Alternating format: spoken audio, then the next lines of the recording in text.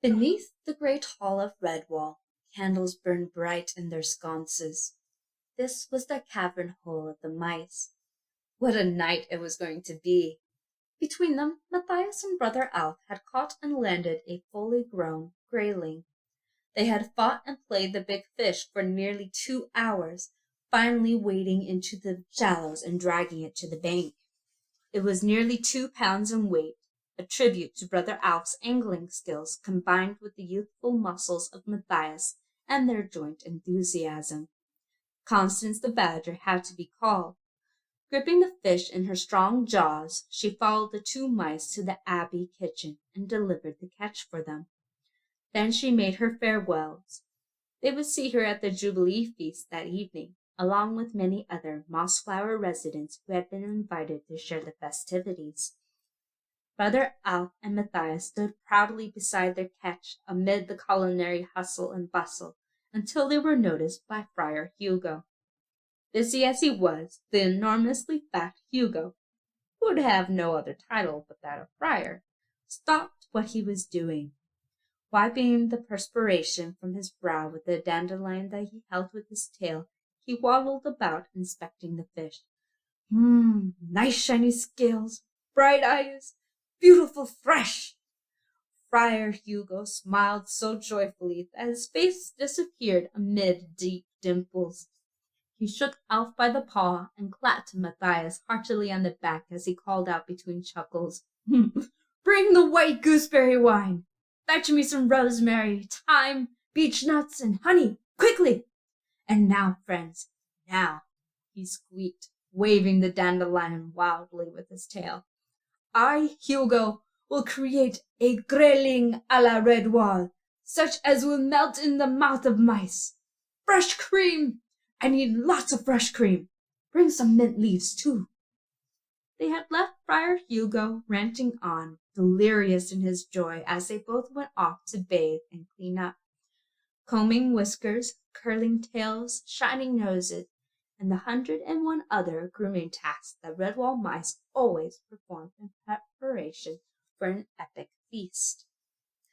The rafters of Cavern Hole rang to the excited buzz and laughter of the assembled creatures, hedgehogs, moles, squirrels, woodland creatures, and mice of all kinds, field mice, hedge mice, dormice, even a family of poor little church mice. Kindly helpers scurried about, making everybody welcome. "Hello there, Mrs. Church Mouse. Sit the children down. I'll get them some raspberry cordial." "Why, Mr. Bankful, so nice to see you. How's the back? Better now? Good. Here, try a drop of this peach and elderberry brandy." Matthias's young head was in a whirl. He could not remember being so happy in all his life. Winifred the otter nudged him. "I say, Matthias, where's this giant grayling that you and old Alf hooked? By the claw, I wish that I could land a beauty like that. Nearly a 2-pounder, wasn't it?" Matthias swelled with pride. Such praise, and from the champion fisher herself, an otter. Tim and Tess, the twin church mouse babes, felt Matthias's strong arm muscles and giggled aloud in admiration. He helped to serve them 2 portions of apple and mint ice cream. Such nice little twins. Was it only 3 months ago that he helped Sister Stephanie to get them over tail rickets? How they had grown! Abbot Mortimer sat in his carved willow chair, beaming thanks as one by one the new arrivals laid their simple homemade gifts at his feet. An acorn cup from a squirrel, fishbone combs from the otters, mossy bark sandals made by the moles, and many more fine presents too numerous to mention. The abbot shook his head in amazement. Even more guests were arriving. He beckoned Friar Hugo to his side. A whispered conference was held.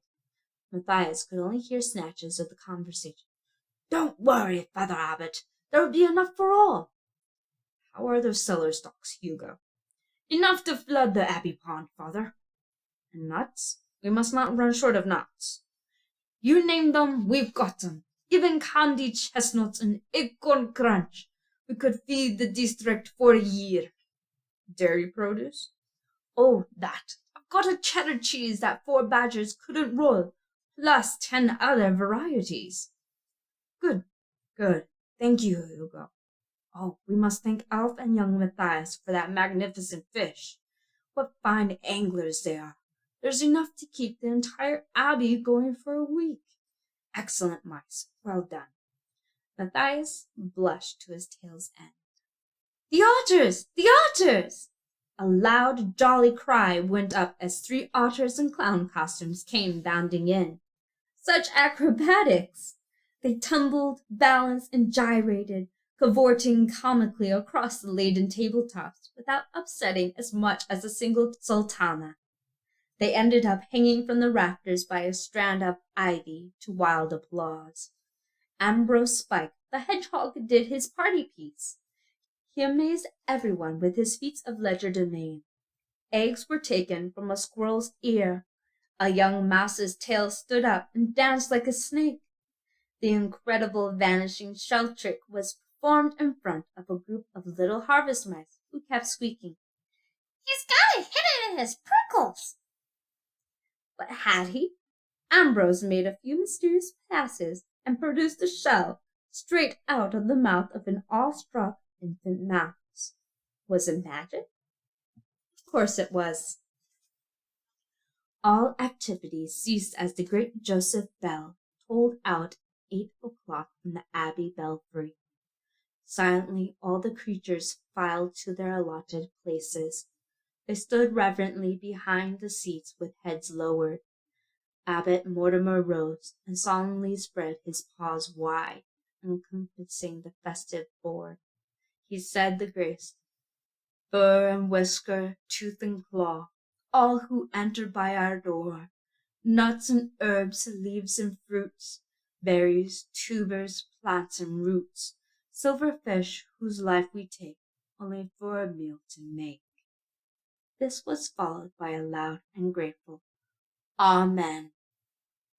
There was a mass clattering of chairs and scraping of forms as everyone was seated. Matthias found himself next to Tim and Tess on one paw, and Cornflower Field Mouse on the other.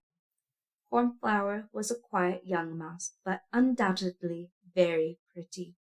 She had the longest eyelashes Matthias had ever seen, the brightest eyes, the softest fur, the whitest teeth.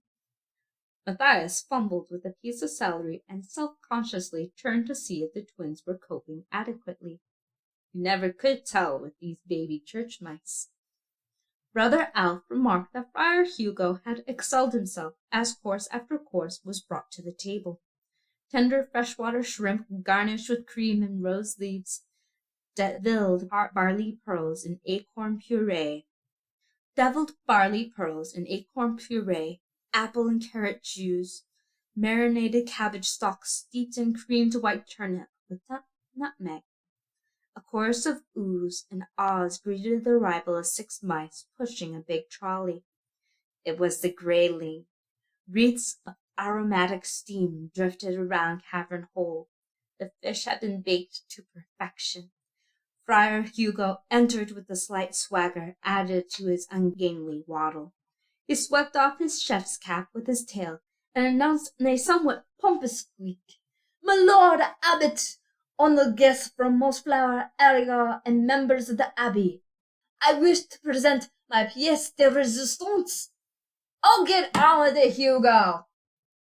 After some icy staring, but to detect the culprit, and several smothered snickers from around the room, the little fat friar puffed himself up once more and declared firmly, "Grayling à la Redwall."